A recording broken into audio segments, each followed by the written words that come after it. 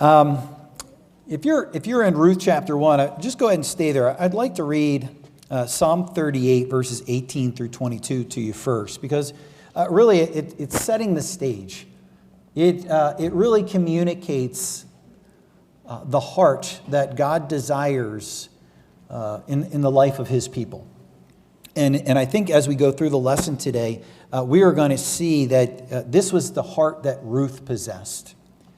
But in verse 18 of Psalm 33, the psalmist writes this: "Behold, the eye of the Lord is upon them that fear him, upon them that hope in his mercy, to deliver their soul from death and to keep them alive in famine. Our soul waiteth for the Lord. He is our help and our shield. For our heart shall rejoice in him, because we have trusted in his holy name. Let thy mercy, O Lord, be upon us, according as we hope in thee." The basis of this series of studies, it was a contrast between the life of Rahab and the life of Naomi. These two women shared something in common, and that was the fact that they were both mothers-in-law to Ruth. Rahab, if you're familiar with your Old Testament history, she was the Canaanite prostitute whose life and the life of her family were spared in Jericho as a result of acting out from a saving faith that she had when she rescued these two Israeli spies that showed up at the door of her home. She then went on to marry into Israeli royalty, and the child of her marriage was Boaz, this man that we're going to see that eventually redeems Naomi and marries Ruth. Naomi, on the other hand, she and her husband Elimelech left during a time period they left Israel for the land of Moab during a time period of famine. This was during the period of the Judges, and so there was a great deal of chaos and violence. There was famine. The curses that God had promised to the nation of Israel for their disobedience to the Mosaic law were coming to fruition in the land at that time. And instead of sticking around in the land that God promised as an inheritance for the people of Israel, they did what seemed practical. They looked at what seemed to be their best situation, and instead of hoping in the mercy of God, like the psalmist says that God desires, they used intuition. And they traveled to Moab, and in Moab, Elimelech and their two sons, Mahlon and Chilion, both passed away. And Naomi was left bitter after 10 years out of the land of Israel. And so we see these two women, a woman Rahab who was commended repeatedly in the New Testament for this faith that was not even demonstrated by many Jewish people in the Old Testament. And we have Naomi, a woman who struggled, the woman who struggled having a proper perspective of who God was as a result of the difficulties that came in her life because they failed to hope in his mercy. And they took things into their own hands. They became very self-reliant. Andrew, that was a great introduction to the struggles that Naomi had, right? She struggled to see that God was in control. She struggled to rest in that during those 10 years. And I think what we see here is the desire that God would have had for Naomi was that in verse 19 of Psalm 33, that those that hope in him, those that hope in God's mercy, he says he will deliver their soul from death and to keep them alive in famine. We're going to see that this is Ruth's heart as we go through our study today. Well, we're going to start here in Ruth chapter 1, verse 14, and we'll read through the first 18 verses. And so this is Naomi. This is, give you the context. Naomi has told her daughters-in-law, Orpah and Ruth, that she is returning back to Israel because she had heard that the famine was over and that there was plenty in the land again. So she's not returning for necessarily a theological reason. She's not returning necessarily because her hope in God's mercy had been renewed. She's returning because there's food in Israel and there's no longer provision for her in Moab. The girls don't want her to leave. They want to go with her. In verse 14 it says, they lifted up their voice and wept again, and Orpah kissed her mother-in-law, but Ruth clave unto her. And she said, Behold, thy sister-in-law is gone back unto her people and unto her gods. Return thou after thy sister-in-law. And so Naomi is doing everything she can possibly do to get Ruth to stay in Moab.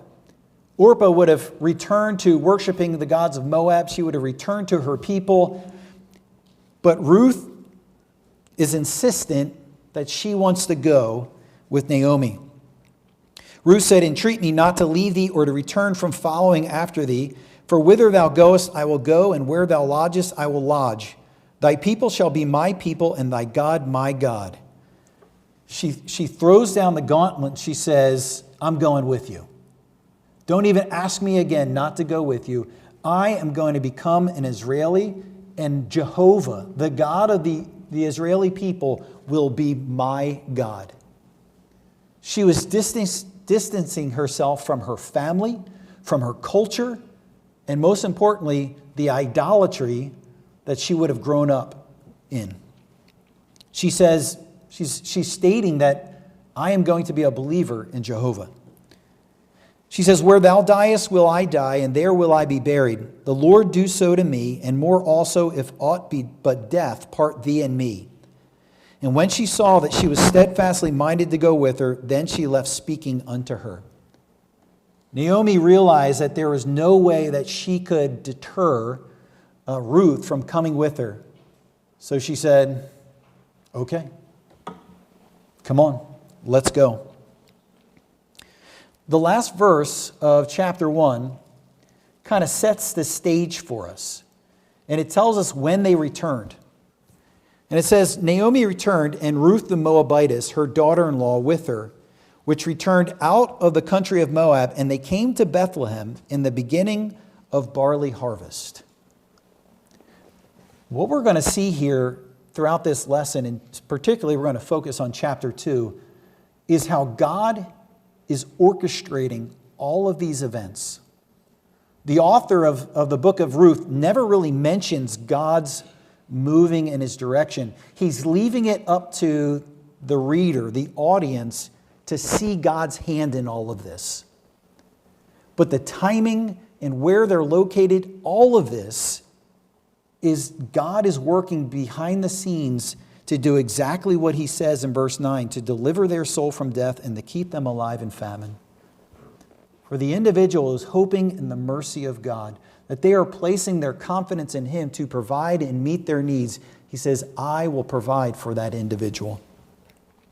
And so we see Ruth's decision. She refused to return to idols. She refused to return to her family and the Moabite people. And instead, she's embracing the people of Israel, and she's embracing Jehovah, the God of Israel. This decision that Ruth was making was not an insignificant step because she was taking a step of faith because Naomi had nothing to offer her. It wasn't like she was saying, "Oh yeah, I've got a condominium in Park Avenue, and we're going to be fine. I've got this huge bank account." Naomi basically said, I can't provide you a husband. I can't provide you anything. That's why she said, stay with your family. Return to your people. Return to your gods. I've got nothing for you. And so when Ruth took this step to go to Israel with Naomi, she knew that at best it was going to be a life of absolute hardship with these two widows having no one to provide for them.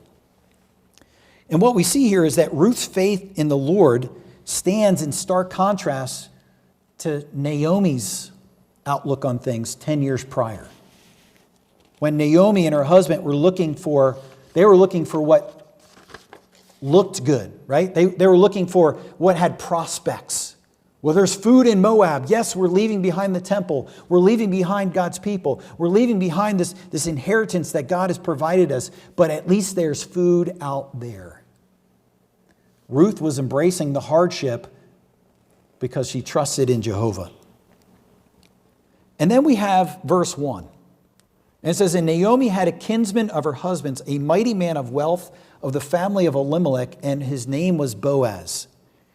Have you ever watched the movie when there's like these two split plots? And these people, or maybe it's 2 or 3 people, maybe it's 4 people, and they're all living completely separate lives where they have no interaction. At the very end, it all ties together, and somehow they come into contact.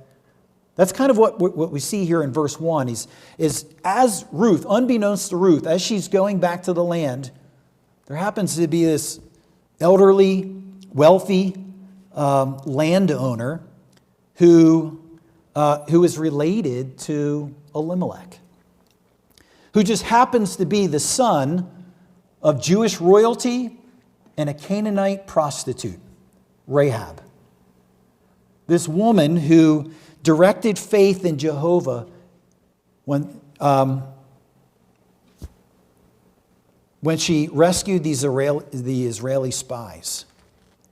It's interesting, we looked at this a couple weeks ago, but in James chapter 2, he states that when Rahab rescued these spies, it was not what saved her, but that was simply the outworking of a saving faith that already existed. Because she told those spies, the reason I rescued you, because I know your God is going to give you this land. And I know that He alone is God in heaven and God in earth. And in that time period, in that land, in a land with all these polytheism and all this false worship of other gods, her statement was an amazing statement of faith in the God of Israel. This man who is related to Naomi's dead husband, who grew up in this mixed marriage of a believing Gentile, is living in the town of Bethlehem as well. And then we see here in verse 2, and Ruth the Moabitess said unto Naomi, let me now go to the field and glean ears of corn after him, in whose sight I shall find grace. And she said unto her, go, my daughter. And so we see here is that Ruth is seeking an opportunity to provide for her and Naomi. She asked for permission. Hey, I want to go out to one of these farms and see what I can scrounge together so that we can feed ourselves. Now, this was actually, and we're going to look at a couple verses here a little bit later on in the study, but this was something that God provided for widows and for foreigners in the land of Israel to be able to provide for themselves. And He included it in the law, where that these farmers and these landowners weren't to be too stingy in their harvesting. If someone dropped a fig or a grape or maybe a cob of corn fell on the ground, they weren't supposed to get every last kernel, but they were to leave some for those that were needy. And so Ruth is making use of this provision that God had made in the law that He had given to Moses. And she's seeking to care for Naomi in doing so. And then we see in verse 3, and she went and came and gleaned in the field after the reapers, and her hap was to light on a part of the field belonging unto Boaz, who is of the kindred of Elimelech. All right, so is anybody else thrown off by this phrase, her hap was to light on a part of the field? It's kind of weird wording, a little bit antiquated, but it means that she just happened to wind up in the field of this man Boaz. She's just walking down this dirt road and she's like, well, this farm looks like as good as any. I'll see if I can get some food here. But once again, the author of the book of Ruth he's leaving it up to us to be like, oh, wow, look at how these pieces are working out, right? Really, what we're talking about here is a theological understatement of the highest magnitude. This woman who had come to place her faith and trust in God, she was hoping in the mercy of God, just happens to wind up in the field owned by a guy who was raised by a Gentile who demonstrated a credible faith, a faith that would put many Jewish people to shame. And she just winds up there. God is directing and preparing in advance for those that will believe on Him. It's interesting. Sometimes people will look at this kind of stuff and say, oh, well, that's just a coinky-dink, right? That's a coincidence. No. What did the psalmist say in Psalm 33? God is caring for those that hope in his mercy. Those who have confidence that God will have compassion on us in our suffering, in our need. And he is at work. And you think about this, right? Considering Boaz's upbringing, who in Israel could have been a more eligible and more suitable husband for Ruth? Well, then we see here in verse 4, and behold, Boaz came from Bethlehem and said unto the reapers, the Lord be with you. And they answered him, the Lord bless thee.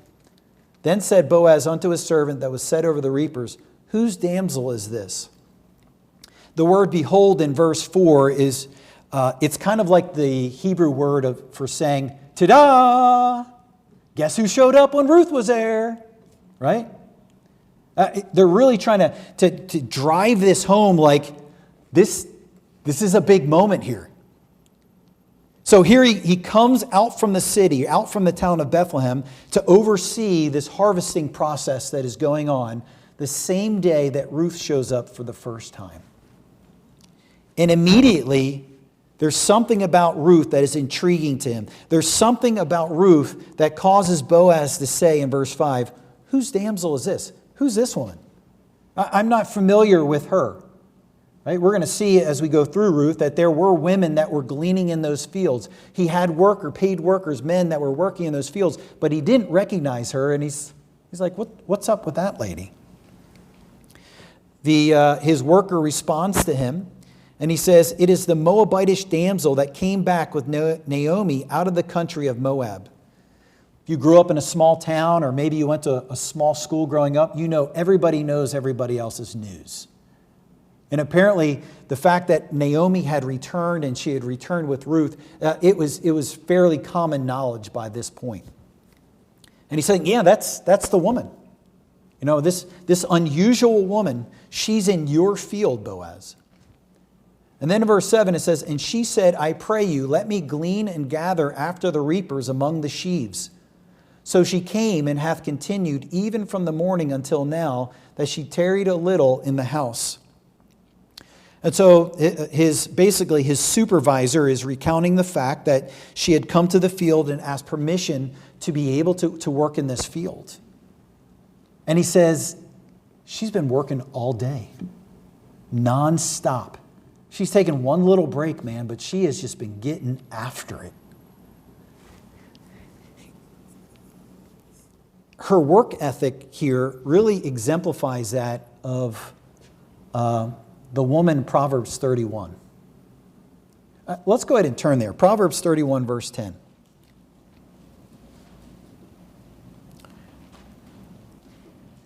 This was the ideal, right? This was the ideal marriage partner, if you will, that an Israeli man was to look for.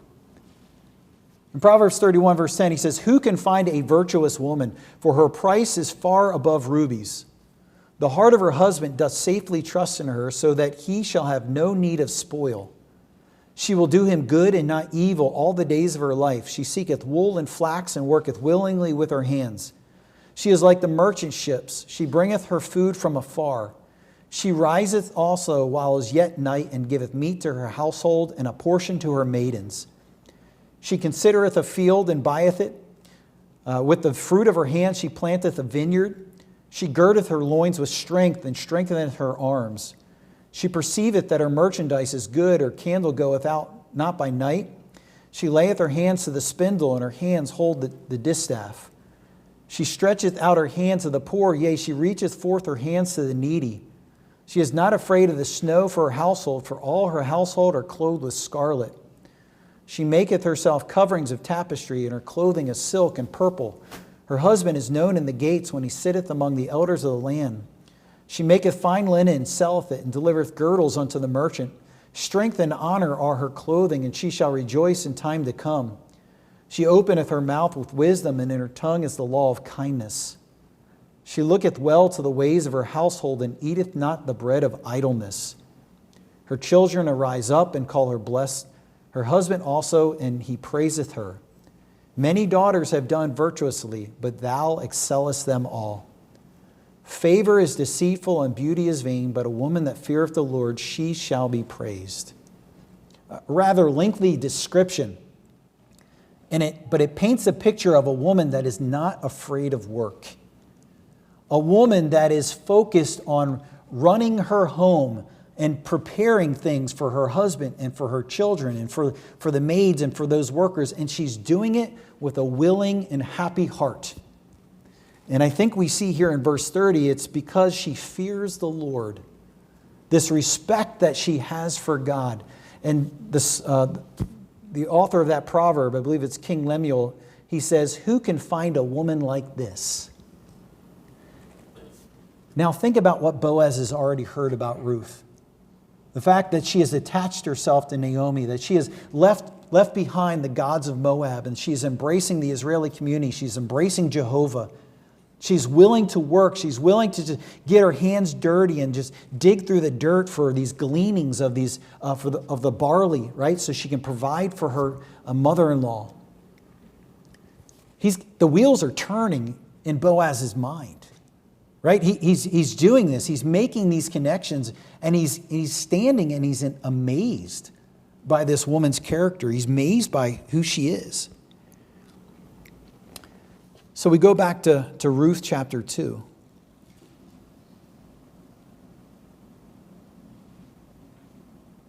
In verse 8, Boaz approaches Ruth, and he says, hearest thou not, my daughter? Go not to glean in another field, neither go from hence, but abide here fast by my maidens. Let thine eyes be on the field that they do reap, and go after them. Have I not charged the young men that they shall not touch thee? And when thou art athirst, go unto the vessels, and drink of that which the young men have drawn. Boaz essentially goes to Ruth and says, I'm going to provide for your needs. You don't need to look at any other farms. You will be safe here. You will be provided for here. You will, if you need a break or if you need something to drink, we'll take care of it for you. There won't be any young bucks trying to annoy you or take advantage of you. I've got that covered too. Can you imagine how comforting those were for a woman who was traveling to the land of Israel, right? Boaz here he's intrigued because Ruth did not match the stereotypical Moabite woman. If you're familiar with what happened while Israel was wandering in the wilderness, before they had entered into the promised land, the king of Moab refused to allow Israel to travel through. Moses and Joshua sent a message to the king of Moab and said, hey, we're just passing through. We're not going to eat your food. We're not going to drink anything. We just want safe passage so we can get to where we're going. And the king was like, ain't happening. You're not coming through, and we're not going to provide for you. And then, of course, there was the situation where Balaam, the prophet Balaam gives, although he couldn't curse Israel, he gives the king of Moab some parting wisdom. And he says, all right, I can't curse them. God's not letting me curse them. But if you will get your women to seduce the Israeli men, you can get them to worship your gods, and their God he'll judge them. And that's what they did. And so the Moabite women went and seduced these Israeli men. The Israeli men fell head over heels for it, and they began worshiping, and they began involved in idolatry, and God judged them for that. So the stereotypical view of a Jewish man, of a Moabite woman, is someone who is hostile to the nation and who is a seductress. And that is anything and everything but what Ruth is showing here. She's showing that she is a woman of high character, that she is a woman that is willing to help, a woman that is willing to roll up her sleeves and get her hands dirty to provide for her mother-in-law, and most importantly, a woman that has come to trust in Jehovah. And after Ruth hears what Boaz has to say about his promise of provision and protection, this relief. She asks him this question. She says, "Why have I found grace in thine eyes? Why have you shown me this favor, that thou shouldest take knowledge of me, seeing I am a stranger?" See, Ruth would have been going into the land expecting at best people being aloof to her. Just like, oh, she's a Moabitess, right? Just ignoring her. When she comes into the store, when she would walk down the roads, maybe people going onto the other side of the street, ignoring her questions, right? But at the worst, she could have expected outright hostility because she was from a nation which had animosity towards Israel. And yet, Boaz shows her this kindness. He shows her this favor, and she says, "Why? Who am I? Why are you doing this for me?" And so Boaz responds. In verse 11, Boaz answered and said unto her, "It hath been fully showed me all that thou hast done unto thy mother-in-law since the death of thine husband, and how thou hast left thy father and mother in the land of thy nativity, and art come unto a people which knewest not heretofore. The Lord recompense thy work, and a full reward be given thee of the Lord God of Israel, under whose wings thou art come to trust."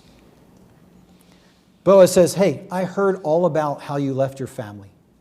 I heard all about how you left your gods. I heard all about the fact that you have you've put your stakes in taking care of Naomi, right? And most importantly, he says here that the Lord God of Israel reward ye, under whose wings thou art come to trust." He recognized saving faith in Ruth. He recognized that her hope was in God and God alone. And when he's recounting this about her leaving her family behind and leaving her gods and embracing Israel and embracing Jehovah, right, and coming to hope and trust in him, I just wonder if he could have simply said, "You remind me a lot of my mom," because that's what my mom did. Now, this is a bit of a side note, but it's interesting how Boaz uses this phrase, and he says, "You've come under the wings," the God of Israel, under whose wings thou art come to trust. This type of phraseology is only used by one other writer of Scripture. You know who that is? David. Boaz is David's great-grandfather. In Psalm 36:7, David wrote this, "How excellent is thy loving kindness, O God! Therefore the children of men put their trust under the shadow of thy wings." Psalm 63:7, "Because thou hast been my help, therefore in the shadow of thy wings will I rejoice." It's not anything deep, but it's a little personal touch where you see almost like there's this poetry that kind of runs through the family and how they use these things. And maybe that was something that was a phrase that family passed down. But we see David and his great-grandfather using the same terminology for coming under the care of God, hoping in his mercy. Then Boaz, in verse 14, says unto Ruth, "At mealtime come thou hither, and eat of the bread, and dip thy morsel in the vinegar." And she sat beside the reapers, and he reached her parched corn, and she did eat, and was sufficed, and left. And when she was risen up to glean, Boaz commanded his young men, saying, "Let her glean even among the sheaves, and reproach her not.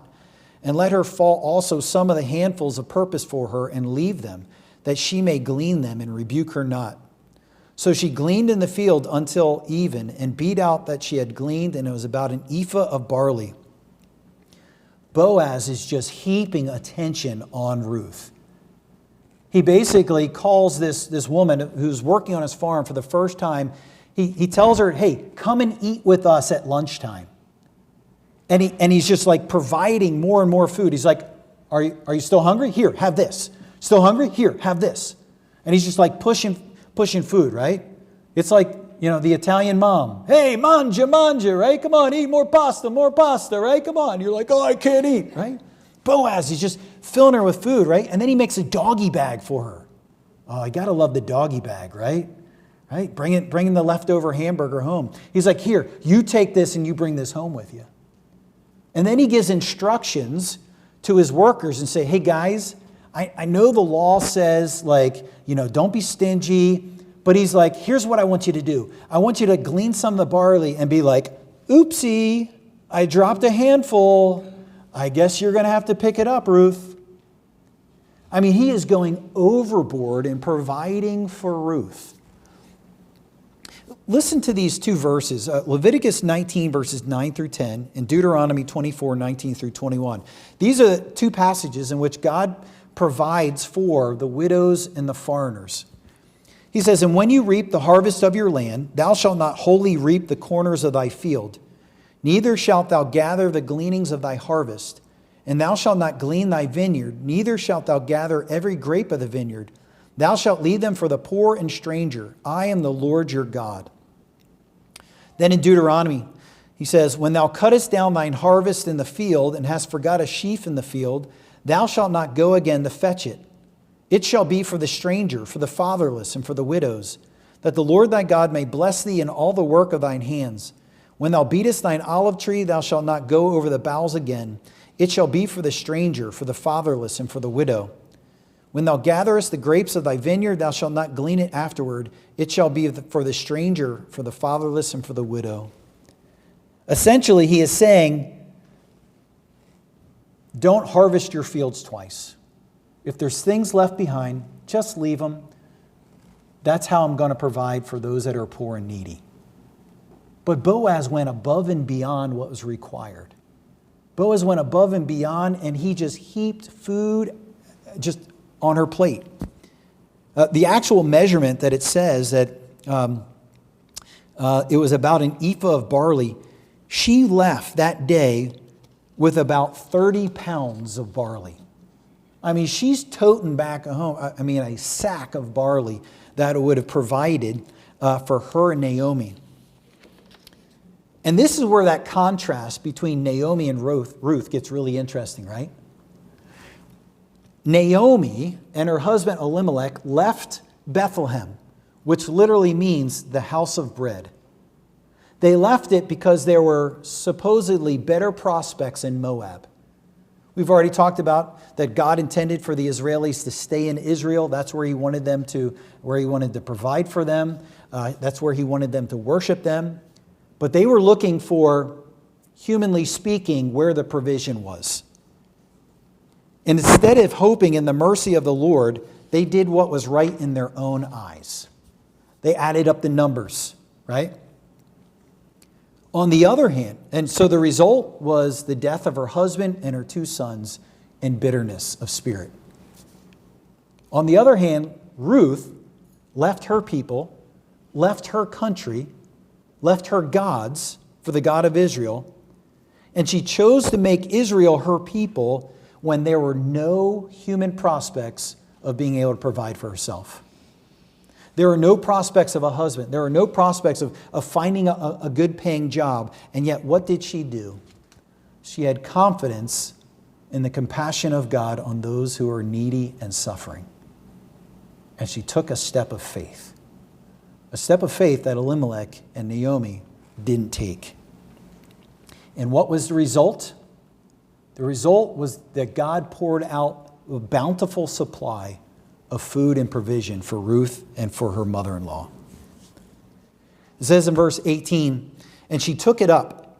She took up the 30 pounds of barley. She's lugging it back to the home that she was sharing with Naomi. It says she went into the city, and her mother-in-law saw what she had gleaned and what she brought forth, and gave to her that she had reserved after she was sufficed.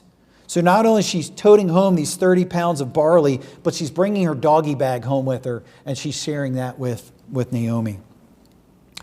And her mother-in-law said unto her, Where hast thou gleaned today, and where wroughtest thou? Blessed be he that did take knowledge of thee. I can just see Naomi's jaw dropping, right? She's probably expecting like a Ziploc bag full of barley or something that they could eat for dinner for that night, but they'd still have a hungry belly. And here she comes with this big sack of barley and a doggy bag full of a first-class meal. And she's like, where did you go? Whose farm? Right? And bless her heart, Ruth has no idea. And she says, the man's name with whom I wrought today is Boaz. And you can just see in an instant Naomi, like all of the synapses in her brain firing. You mean like Boaz, who's related to my dead husband Elimelech? This wealthy landowner that could possibly be our kinsman redeemer? She says, Blessed be he of the Lord who hath not left off his kindness to living to the dead. And Naomi said unto her, The man is near of kin to us, one of our next kinsmen. It is obvious from Scripture that Naomi had struggled with having the kind of outlook on things that Andrew encouraged us with at the beginning of the service. She struggled. She said, God has dealt bitterly with me. My life is hard because of what has happened. And it wasn't that she had become an atheist. It was just, she just had the wrong perspective of who God was. And yet, in an instant, you can almost see her knowing that God was orchestrating something here. This is a picture of God's faithfulness to his unfaithful people. Even though Naomi didn't demonstrate the type of faith that God desires for his people to demonstrate, he is allowing her to benefit from his goodness and his faithfulness in spite of that. And we see that all throughout the Old Testament. We see God promising his people, even when they were going into idolatry and even when they were turning from the law, God said, you know what? I'm punishing you now, but I have some really wonderful promises for you that I am going to fulfill. And it doesn't matter whether you keep your end of the bargain. God's faithfulness to us, even when we are unfaithful. And so Naomi, recognizing God's providential care here, and Naomi here is being given this opportunity to stand by and watch God's provision in the life of an individual who is hoping in his mercy. Now, the rest is history, right? Boaz comes and he serves as the kinsman redeemer. Essentially what that means is it was something that God provided for in the law, that an individual that is a close family member could restore a land to a family member that had been lost or purchased. And so Boaz steps up to the plate and says that he will buy back Naomi's property.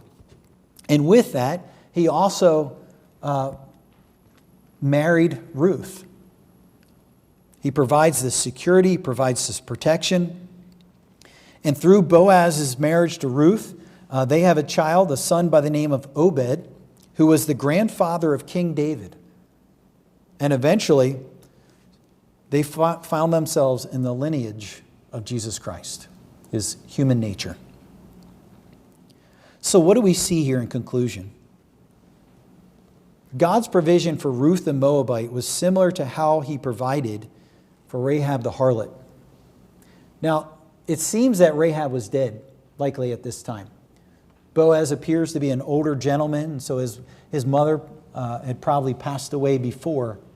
But it is obvious that the lessons that he learned by watching this woman as she raised him and as she placed her faith and trust in Jehovah, that it had a significant impact on Boaz.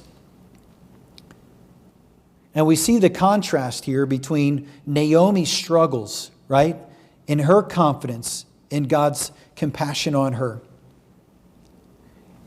And we're talking about how God orchestrated all this.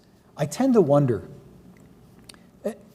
who is somebody else in the Old Testament history where God, used a negative event in their lives to provide for others. What did Joseph say when his father died and his brothers came to him and they were afraid that he was going to get revenge? He said, "You meant it for evil, but God meant it for good."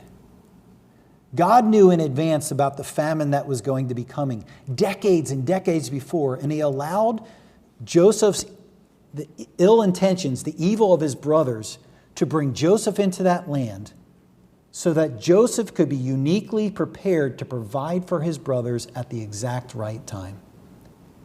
I just wonder, did God allow Naomi and Elimelech's lack of faith, driving them into Moab, to be able to be united to this woman, Ruth, who he knew was going to demonstrate an incredible faith in him so that he could provide for her? That is how amazing our God is when it comes to just orchestrating events, when we will simply put our faith in who he is and in his promises to us. It is amazing. I am sure there are some of you today that could say, hey, you know what? There was a situation and I trusted God for it. And you know what? God had already provided the answer, but it wasn't until I gave it over to the Lord and talked to him about it. I mean, I'm sure we could spend a lot of time just talking about how we just stand amazed about how God provided for needs when we came to him and said, God, I don't have the answer. God, I don't know how to fix this. God, I need you. And God's like, that's all I wanted you to do.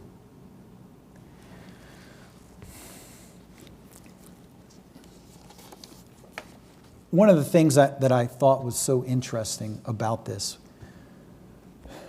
yes, could we teach this from a purely theological standpoint and be like, God wants us to trust his promises, and yes, we do it. But there was a personal element here, wasn't there? I mean, there was a personal element in the home that Boaz was raised in, and the lessons that he learned from his mom, and saw the faith that she demonstrated, and God provided a wife for him that exhibited the same type of faith as his mother. And just being able to see these things and seeing how that he was uniquely qualified to be Ruth's husband, as someone who would understand what she is going through, an outsider in the land of Israel, right? And you just see how God is not just interested in just the head knowledge, but in the personal side of things and his care for us individually. And this just leads us to Hebrews chapter 11, verse 6, which is really the passage that started this study on. Hebrews 11:6, if you're familiar with that chapter, or 11, is known as the chapter of faith. And the author of Hebrews is commending many believers in the Old Testament for their faith in God at select periods of time in their lives. And Rahab was one of, I believe, 2 or 3 women that are mentioned here, and the only Gentile that is commended for her faith in God amongst all these Israelis in Hebrews chapter 11. And that's kind of what got things stirring in my brain, thinking about what was so significant about Rahab. It was because she had no direct promises from God, and yet she hoped in his compassion on her in her suffering. And in Hebrews 11:6, we read, "But without faith it is impossible to please him. For he that cometh to God must believe that he is, and that he is a rewarder of them that diligently seek him." That was true for Rahab, and that was true for Ruth. And that's true for you and I as we seek God by faith. God's not impressed with our religion. God's not expecting us to be perfect. God wants us to trust him. They've got Rahab had baggage. Ruth had baggage. They had hurt. They had hardship. But what they did was they put their trust in God. And anytime we do that as believers, when we put our hope and confidence in God, when we trust him and the promises that he has laid out for us as believers in Jesus Christ, God's got that worked out. And we can trust in Him. I hope this study has been as much of an encouragement to you as it's been to me. I have to be honest with you, I shared this with you before. I find myself more in Naomi's shoes than Ruth's shoes or Rahab's shoes a lot. Because this kind of faith, it's hard. It's hard. Trusting in an unseen God to provide and meet our needs and to do things for us that we so badly think that we need to do for ourselves. It can be hard to let go of that control. It can be hard to let go of that self-reliance. And yet God says, come to me. Trust me, trust my promises, and I'll provide for you. All right, let's go ahead and close in a word of prayer. Father,